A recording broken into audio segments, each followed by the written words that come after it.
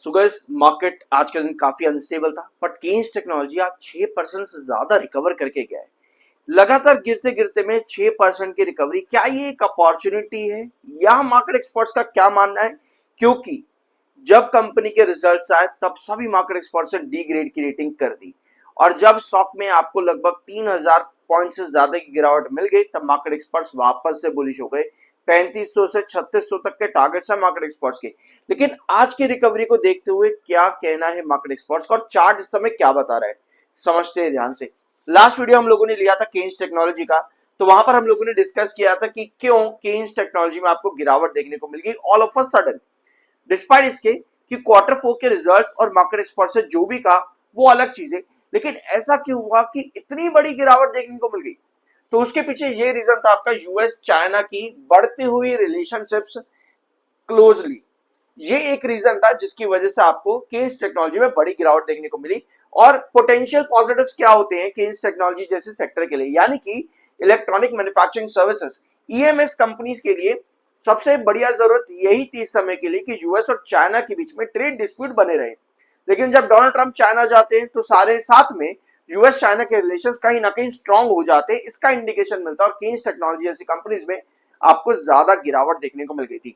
Although अगर आप इस चीज को नहीं डाइजेस्ट कर पा रहे हो तो प्लीज ये वाला वीडियो जरूर जाकर के देखना, मैंने बहुत डिटेल में एक्सप्लेन किया है इस पॉइंट को। अब आते हैं मार्केट एक्सपर्ट्स पर।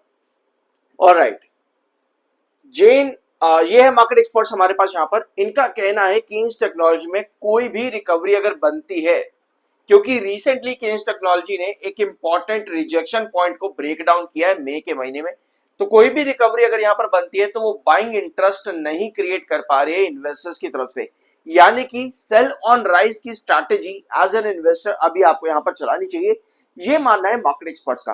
बट आज के दिन की जो रिकवरी है इसके पीछे क्या कोई स्पेसिफिक न्यूज? तो स्पेसिफिक न्यूज तो नहीं है, पर हम ये कह सकते हैं कि जो गिरावट इतनी दिनों से देखने को मिल रही थी टेक्निकल पॉइंट ऑफ व्यू पे, कहीं ना कहीं ये रिकवरी आज के दिन बनी है एमएफआई के बेसिस पर, क्योंकि एमएफआई 27 पर है जो कि बुलिश इंडिकेशन देता है, 34.1 पर आपका आरएसआई है।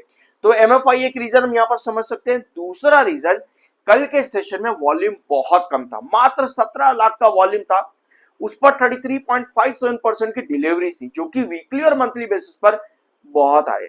सो कहीं ना कहीं ये दो रीजन आज के सेशन में रहे केन्स टेक्नोलॉजी में कि आपको 6% ज्यादा का मोमेंटम देखने को मिला। देखो यार, लो वॉल्यूम्स को काफी लोग कहते हैं कि भाई अब तो खत्म हो गई कहानी, वॉल्यूम ही नहीं है, जबकि लोअर वॉल्यूम पर हाई डिलीवरी पर आना जो कि वीकली और मंथली बेसिस पर ज्यादा हो, यही सबसे इंपॉर्टेंट रोल प्ले करता है स्टॉक्स के अंदर।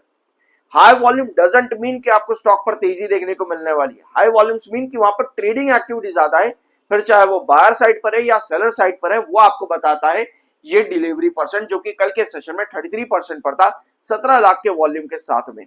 तो इसका भी इंपैक्ट कहीं ना कहीं आज केन्स टेक्नोलॉजी पर पड़ा है। इसके साथ में शॉर्ट टर्म एएसएम 1 में भी स्टॉक को डाल दिया गया है, और आज के दिन कोई खबर कंपनी में नहीं थी।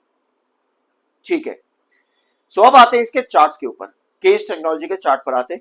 ये है डेली टाइम फ्रेम का चार्ट, जहां पर आपको नजर आ गया कि स्टॉक लगातार फॉल कर रहा था, बीच बीच में कुछ कैंडल्स ड्रॉप भी यहां पर हुई जो कि रिकवरी बना सकती थी, लेकिन कल की कैंडल में आपको एक कंसोलिडेटेड गिरावट देखने को मिलती है 3000 के पास में।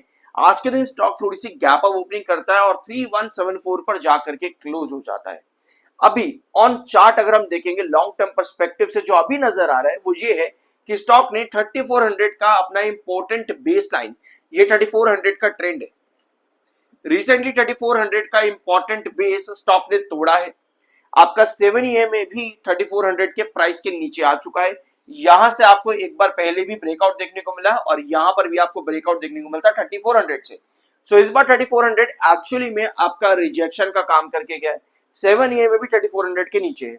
सो हो सकता है कि जो आज के दिन की रिकवरी बनी है, अगर ये 3400 पॉइंट्स तक ना जा पाए तो यहां पर कहीं ना कहीं buy on rise, sorry sell on rise की स्ट्रैटेजी इंप्लीमेंट करी जा रही है ट्रेडर्स की तरफ से।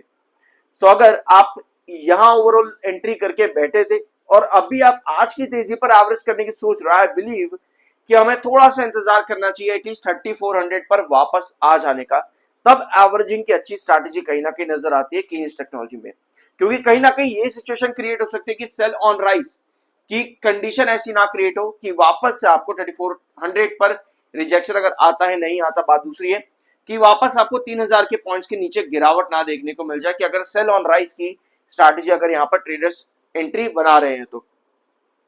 1 आवर टाइम फ्रेम पर आज की कैंडल बहुत अच्छी है दिन के आखिर की, जिसने 3190 के पास आपको क्लोजिंग दिख रही है 1 आवर टाइम फ्रेम पर।